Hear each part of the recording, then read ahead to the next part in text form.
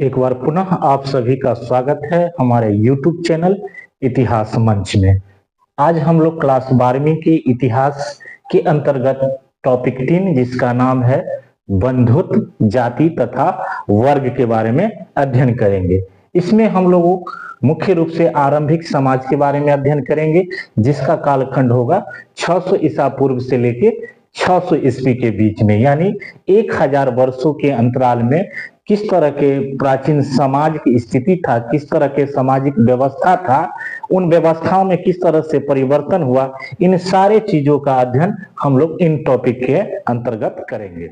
इन topic के अंतर्गत हम लोग मुख्य रूप से प्रारंभिक समाज के बारे में अध्ययन करेंगे, परिवार के बारे में अध्ययन करेंगे, जाति के बारे में अध्ययन करेंगे, उसके बाद जाति व्यवस्था के बारे में अध्ययन करेंगे, विवाह के नियम के बारे में अध्ययन करेंगे और स्त्री के गोत्र और संपत्ति के अधिकार पर हम लोग चर्चा करेंगे। तो आइए शुरू करते हैं आज का क्लास।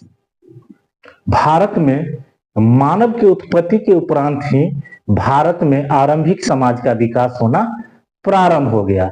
आरंभिक समाज के लोग मुख्यतः जंगलों और गुफाओं में रहते थे। इनका भोजन का मुख्य साधन शिकार करना, फल फूल कंदमूल खाकर अपने जीवन का निर्वहन करता था। शुरुआती दिनों में ये लोग अस्थायी निवास नहीं करते थे, बल्कि पहाड़ी गुफाओं और जंगलों में रहकर अपने जीवन का निर्वहन करते थे।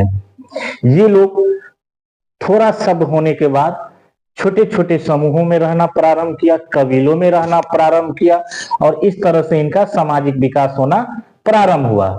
शुरुआती दिनों में जो ये लोग थे, इन लोगों में पढ़ने लिखने का कोई ज्ञान नहीं था, बल्कि ये लोग इशारों एवं ध्वनियों में अपना संवाद करते थे। प्रकृति के प्रति इन्हें गहरा प्रेम था और ये लोग प्रकृति की पूजा अर्चना करते थे, खासतौर पर ग्रह और नक्षत्र की पूजा अर्चना करते थे। भारतीय समाज में जाति और वर्ण समाज के दो अलग अलग संरचनाएं हैं। तो सबसे पहले हम लोग जानते हैं वर्ण के बारे में। वर्ण किसी भी समाज में उनके कर्म के आधार पर वर्ण का निर्धारण किया जाता है और ऋग्वेद के अनुसार प्राचीन भारतीय समाज को कुल 4 वर्णों में विभक्त किया गया था, जिनमें जो पहला था वो था ब्राह्मण।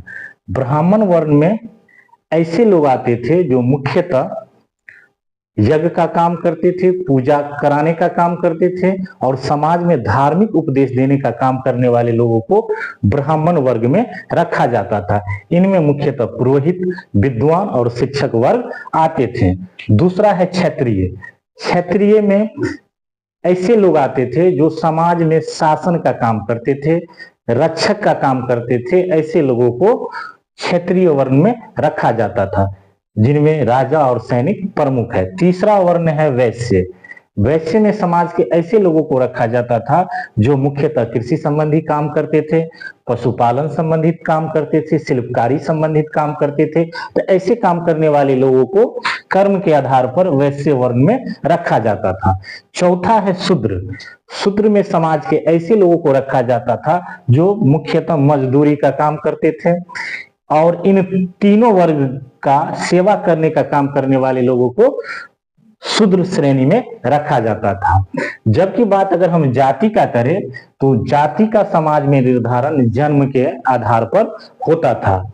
जाति के द्वारा भारतीय समाज को कई छोटे छोटे उपवर्गों में विभाजित किया जाता था, जो कि जन्म के आधार पर होता था।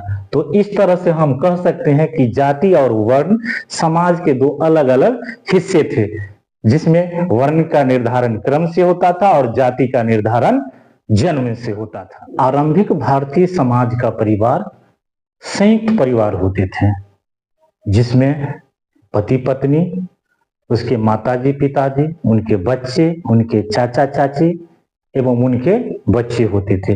परिवार का मुखिया मुख्यतः पुरुष होता था, खासकर उस परिवार के सबसे वरिष्ठतम पुरुष ही उस परिवार का प्रधान होता था। सभी महत्वपूर्ण निर्णय घर के मुखिया के द्वारा लिया जाता था। तो इस तरह से प्रारंभिक भारतीय समाज की संरचना था। आइए हम लोग अब गोत्र के बारे में अध्ययन करते हैं। गोत्र संस्कृत भाषा का शब्द है जिसका अर्थ होता है वंश या कुल। यह हिंदू समाज का वंशानुगत पहचान है जो किसी न किसी भारतीय ऋषि मुनियों के नाम से जुड़ा हुआ होता है। लेकिन स्त्रियों के गोत्र का निर्धारण करने के कुछ नियम है। शादी से पहले स्त्रियों का गोत्र पिता का गोत्र होता है, जबकि शादी के बाद स्त्रियों का गोत्र उसके पति के गोत्र से निर्धारण किया जाता है। अगर मेरा ये वीडियो आपको अच्छा लगा तो कृपया मेरे चैनल इतिहास मंच को लाइक करें, सब्सक्राइब करें और अपने दोस्तों के बीच शेयर करना ना भूलें। धन्यवाद।